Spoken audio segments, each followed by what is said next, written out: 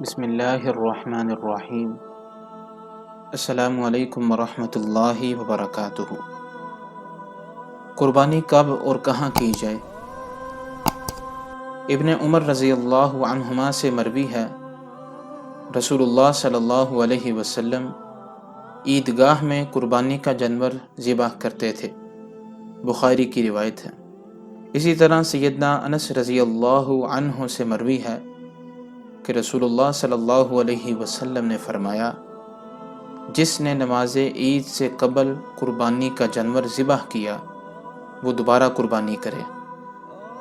دوسری جگہ الفاظ یہ ہیں، جس نے نماز عید سے قبل قربانی کا جانور ذبح کیا وہ اسے اپنے لیے ذبح کرتا ہے، اور جس نے نماز کے بعد ذبح کیا اس کی قربانی پوری ہو گئی اور اس نے مسلمانوں کے طریقے کو اپنایا۔ یہ بھی بخاری کی روایت ہے۔